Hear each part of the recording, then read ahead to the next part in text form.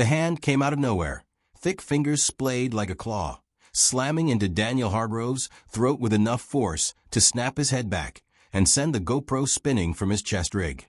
He tasted blood before he felt the pavement, the cold bite of old ends lane rushing up to meet his skull. Above him, a high-vis vest filled the sky. The man's face twisted in righteous fury, spit flying as he screamed, "You think you can film my fucking sight?"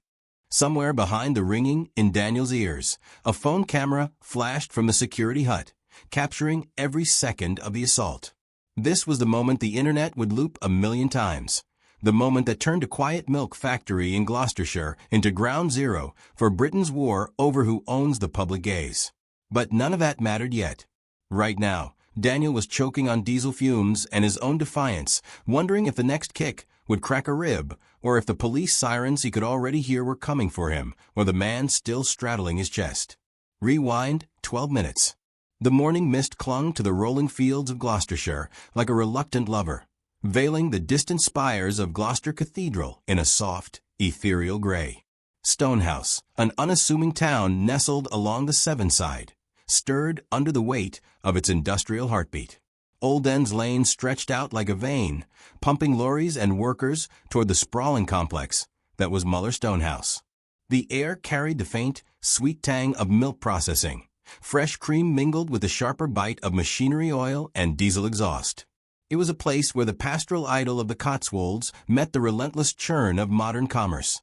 Silos rising like sentinels against the sky, their metallic skins gleaming faintly through the haze. Daniel Hargrove pedaled his e-bike along a lane, the Miri DR1 humming softly beneath him. Its electric were a counterpoint to the rumble of approaching trucks. The bike was matte black, scuffed from 1,000 miles of auditing, the battery indicator glowing a steady green.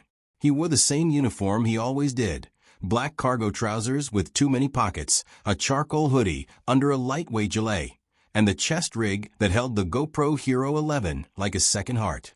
In the backpack slung low across his shoulders, the DJI Mini 4 Pro waited in its neoprene cocoon, controller clipped to the strap within easy reach. A Panasonic HC-V180 hung from a neck strap, its 90x optical zoom lens capped but ready. He looked like a hiker who'd taken a wrong turn into an industrial estate, which was exactly the point. Blend in until you don't want to. Daniel wasn't a journalist, not in the traditional sense. He didn't have a press card or an editor breathing down his neck. He was 37, divorced, childless by choice, and possessed of a stubborn belief that the world worked better when someone was watching. He called himself an auditor, though the term made purists bristle. To him, it meant walking up to the places people were told not to look: police stations, council offices, private security fiefdoms, factories like this one, and filming them from public land until someone tried to stop him. Then he filmed that too. The footage went up on YouTube under the channel name UK Auditor. 312,000 subscribers and climbing. The comments were a war zone. Heroes on one side, tyrants on the other, and 1,000 shades of gray in between. He'd started 5 years ago after a run-in with a job-worth security guard at a Tesco distribution center in Daventry. The guard had threatened to confiscate his phone for filming a lorry parked on double yellows. Daniel had stood his ground, quoted Section 43 of the Road Traffic Act, and walked away with footage that got 1.2 million views. The rush was better than any drug he'd ever tried. Since then, he'd audited ports, airports, military bases, even a nuclear power station once, from the public footpath, naturally. He'd been arrested twice, released without charge both times. The GoPro had been smashed once, replaced the next day. He kept a spreadsheet of every interaction. Date, location, outcome, injuries, minor, compensation, none. The column for lessons learned was always the longest. Today's target was Müller Stonehouse, the largest milk processing plant in the UK. The site covered 42 acres and employed over 1,000 people across 3 shifts.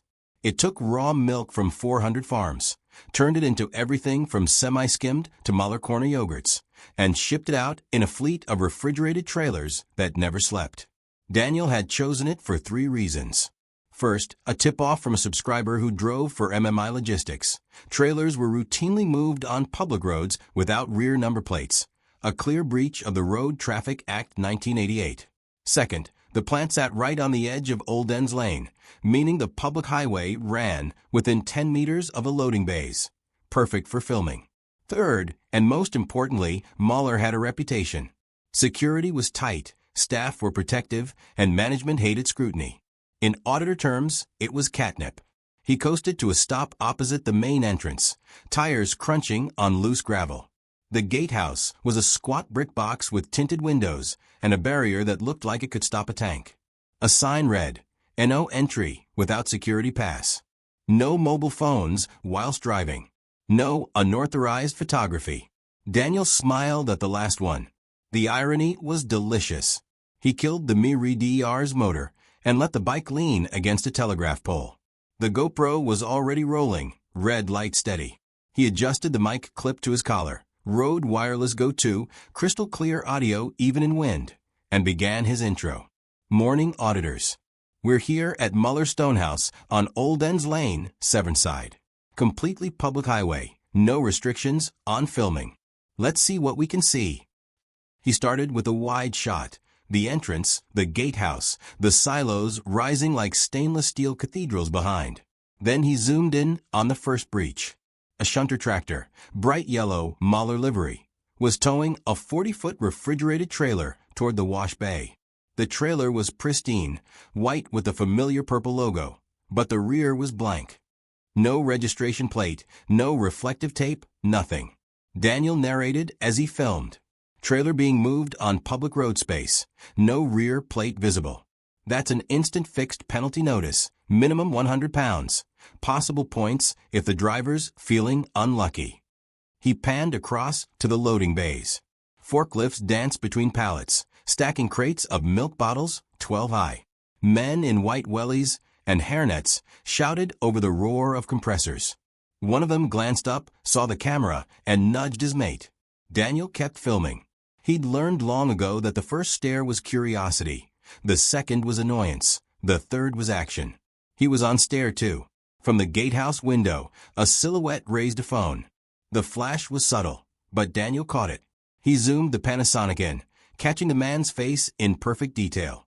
Mid-40s, shaved head, Müller polo shirt stretched over a beer gut. The man lowered the phone, smirked, and disappeared inside. "They're photographing me now," Daniel said to the lens, voice calm. "Funny how that works. I film them breaking the law. They film me exercising my rights. Let's see who blinks first." He moved along the fence line, boots squelching in the damp grass verge. The sight opened up like a diorama. Blow-molding halls where plastic bottles were born in bursts of steam. Cold stores the size of aircraft hangars. Pipework thick as a man's thigh carrying milk at 4 degrees Celsius. A generator the size of a shipping container thrummed steadily, feeding power to the grid via the solar panels on the roof. Daniel filmed it all, narrating softly. "See the hygiene protocols here. Those are grade A cold rooms, have to be kept between 2 and 4 degrees. Any warmer and you're looking at bacterial growth. That's why the trailers are refrigerated to -20. One breakdown and you lose 40,000 liters. He was in his element now, the auditor's trance. The world narrowed to frame and focus, audio levels, and battery percentage. He didn't notice the gatehouse door open. Didn't hear the boots on tarmac until they were 10 meters away and closing fast. "What are you videoing then?" The voice was gravel and authority. West Country accent thick as clotted cream. Daniel turned, GoPro tracking the movement. The man was built like a prop forward, 6'2", maybe 240 pounds, high-vis vest straining at the seams. His name badge read M. Lewis, lead driver trainer. His face was flushed, eyes narrowed to slits. Daniel kept the camera steady. "Why am I videoing?" "Don't get smart." "What are you videoing the site for?" "You need permission for that." Daniel glanced back at the gatehouse window. "Your mate in there's been taking photos of me. Did you tell him he needs permission?" Lewis ignored the jab. "Name. I'll tell you what, I'll do what he's doing. I'll just ignore you." Daniel turned and crossed the road, boots clipping the white line. The e-bike was still on the far side, but distance was the priority. He'd played this game before, disengage, relocate, let them follow if they dared. Most didn't. Most realized they were on camera and backed off. Lewis was not most. He followed. Daniel felt the prickle at the base of his skull. The same one he'd felt outside GCHQ when the armed police rolled up. The same one outside Wandsworth Prison when the governor threatened to nick him for terrorism. He stopped on the opposite pavement, turned, and raised a hand. "Don't come too close to me." Lewis kept coming. "Keep your distance." Still coming. Daniel's voice hardened. "Don't come too close to me. I said don't come too close to me." Lewis was 3 meters away, now, 2-1. His hands were loose at his sides, but his shoulders were squared, chin jutting like he was spoiling for a fight. Daniel's palm came up instinctively, flat, firm, not a punch, but a barrier. It connected with Lewis's chest, just enough to stop forward momentum. A preemptive strike, legal scholars would argue later. Self-defense, the CPS would agree. Lewis staggered back half a step, eyes blazing. "You've just attacked me." Daniel's response was instant, almost cheerful. "Yeah. Nice one, mate. Thank you. Thanks for the witness." And that was when the mask shattered. Lewis lunged. Both hands shot out, fingers clawing for Daniel's throat. The first grip found the collar of his hoodie, yanking him forward. The second closed around his neck, thumb pressing into the soft spot beneath his jaw. Daniel's world tilted. He heard the GoPro rip free from its magnetic mount, saw it spin through the air like a black comet. Then the ground rushed up and his spine hit tarmac with a sound like a sack of potatoes dropped from height. Pain exploded across his ribs as Lewis's knee drove into his side. Once. Twice. The third blow never landed. Someone was shouting, hands grabbing Lewis's shoulders, hauling him back. Daniel rolled onto his side, coughing, tasting copper. The GoPro lay 3 feet away, lens pointed skyward, still recording. Red light steady. Audio crystal clear. Lewis was on his feet now, chest heaving, face purple. "He attacked me first. I've got witnesses." The witnesses were spilling out of the gatehouse like ants from a kicked nest. Security guards, drivers, warehouse lads in fleece jackets and steel toe caps. They formed a loose semicircle, phones up, filming the filmmaker. Daniel pushed himself to his knees, every breath fire. He spat blood onto the tarmac and grinned. "Morning, everyone. Lovely day for it." Someone laughed, nervous, disbelieving. The spell broke. A woman in a Müller fleece stepped forward, hands raised. "All right, that's enough. Back inside, all of you." Lewis wasn't done. He jabbed a finger at Daniel. "You're trespassing. You're on private property." Daniel wiped his mouth with the back of his hand. "Old Ends Lane is adopted highway, mate. Check the definitive map." He reached for the GoPro, fingers closing around the housing. The magnetic mount was cracked, but the camera was intact. He clipped it back to his chest rig, wincing as the strap pulled across bruised ribs. The red light blinked once, twice, then steadied. Still rolling. Lewis pulled out his phone. His hands shook as he dialed 999. "Yeah, police please. He's just attacked me. Outside Müller Stonehouse. I've got witnesses." Daniel already had his own phone out. He hit speaker, held it up so the growing crowd could hear. "Police please. I've just been assaulted outside Müller Stonehouse on Old Ends Lane.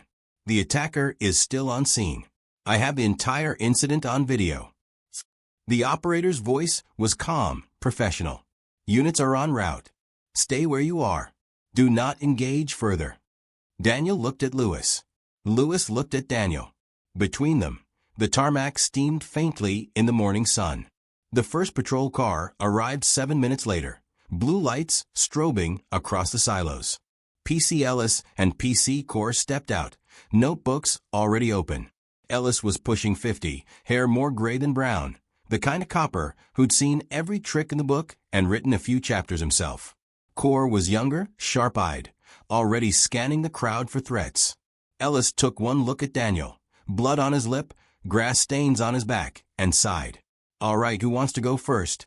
Lewis surged forward. "He attacked me. I asked him to stop filming. He pushed me in the chest. Then when I defended myself," Daniel raised a hand. "Everything's on camera, officer." multiple angles. Happy to show you. He unclipped the GoPro and held it out. Ellis took it, turned it over in his hands like it might bite him. You first, he said to Lewis. Statement. They took Lewis to one side. Daniel leaned against the telegraph pole, breathing shallow. The crowd had thinned, most of the workers drifting back inside, suddenly remembering urgent pallets that needed shifting. The woman in the fleece lingered, arms folded. You all right? She asked. Daniel managed a crooked smile. Been better. You see what happened? Saw enough. Matt's a good lad, but he's got a temper. Should have left you alone. Name. Sarah. I run the cold store. 20 years here. Daniel nodded. Sarah, you ever notice the trailers running without rear plates? She glanced over her shoulder. All the time. Management says it's internal movement. Bollocks. They come off the public road half the time. Ellis returned, GoPro in hand. He'd watched the footage on the camera's tiny screen, squinting against the glare. Right. Mr. Hargrove, your version. Daniel gave it straight. The filming from public land, the photographs from the gatehouse, the retreat across the road, the repeated warnings, the preemptive push, the assault. He didn't embellish. He didn't need to. Ellis played the footage again, volume up. The audio was perfect. Every don't come too close. Every grunt of impact, Lewis's roar of rage. When it finished, Ellis handed the camera back. Self-defense, he said simply. Clear as day. We're not taking it further. Lewis's face collapsed. What? You approached him after being warned multiple times. You continued to advance. He used reasonable force to create distance. You then assaulted him. We could arrest you for common assault, but given the circumstances, Ellis shrugged. We'll be having words with your manager. He turned to Daniel. You want to press charges? Daniel considered it. The ribs were screaming, his throat raw. Part of him wanted to see Lewis in cuffs. But cuffs meant statements, court dates, more time away from auditing. And the footage was gold. Sometimes the court of public opinion was enough. Not today, he said. But I want this on record. Noted. Ellis gestured to the trailers. These plates. You got footage? Daniel pulled out the Panasonic. 3 separate instances. Clear as day. Ellis watched the clips, lips pursed. Construction and use regs, section 42. No plate, no insurance cover in event of RDC. I'll be speaking to the transport manager. Words of advice today. If I come back tomorrow and see the same, it's £100 pop. He radioed it in, voice clipped and official. Somewhere inside the plant, a manager was already sweating. Sarah reappeared as the officers packed up. She handed Daniel a bottle of water from the canteen. On the house, she said. And sorry about Matt. He's got a kid on the way. Stress does funny things. Daniel took the water, rinsed the blood from his mouth. Tell him to keep his hands to himself next time. Will do. He mounted the Mirador, legs shaky but functional. The drone stayed in the bag. He'd get aerials another day. As he pedaled away, the site looked smaller somehow, less impregnable. The silos still gleamed, the trailers still rolled, but the spell was broken. Someone had looked back. By the time he reached the Stroud Road, the video was uploading via his phone's 5G hotspot. Title: Müller Milk Employee Assaults Auditor. Full Bodycam footage. Description: Filming from public highway. Asked to leave. Used self-defense. Police attend. No further action. Tags: Auditing UK, Müller Milk, Police UK, Self-Defense, Bodycam. He hit publish and let the algorithm do its work. Within an hour, the views were climbing. Comments flooded in. Absolute legend. Charge the thug. Müller need to sack him. Play stupid games, win stupid prizes. By evening, it was trending on X. By midnight, Müller's PR team had issued a statement. We are aware of an incident at our Stonehouse facility and are conducting a full investigation. The safety of our staff and visitors is our top priority. Daniel sat in his van, converted Sprinter, bed in the back, solar panels on the roof, watching the numbers tick up. 500K views. 800K, 8 million. His ribs throbbed with every breath, but the pain felt distant, like it belonged to someone else. He poured a whiskey from the flask he kept in the glove box and toasted the screen. To transparency, he said. The next morning, the story was everywhere. BBC Breakfast ran a segment, Careful Neutral, but the footage spoke for itself. The Daily Mail went full GoPro Hero. The Guardian called it a chilling example of corporate overreach. Müller's share price dipped 3%. The transport manager was suspended pending investigation. Lewis was on gardening leave. Daniel drove back to Stonehouse 3 days later. The trailers all had rear plates now, freshly screwed on, still shiny from the packet. Sarah waved from the cold store door. Lewis was nowhere to be seen. He filmed for an hour, unmolested. No one approached. No one even looked twice. As he packed up, Sarah jogged over. They put cameras on the gatehouse now, she said. Pointed at the road. Reckon they're watching for you. Daniel grinned. Good. Let them watch. He launched the drone, sent it soaring above the silos. The footage would be beautiful, 42 acres of industry laid bare under a perfect Cotswold sky. He'd title it Müller Stonehouse, 1 week later. The fight wasn't over. It never was. There'd be another sight, another Lewis, another pair of hands reaching for a throat that refused to look away. But for now, the milk flowed a little cleaner, the trailers ran a little truer, and one man on an e-bike had reminded a giant that the public highway belonged to the public. He throttled the Miri DR and rode into the mist, GoPro rolling, red light steady. The audit continued.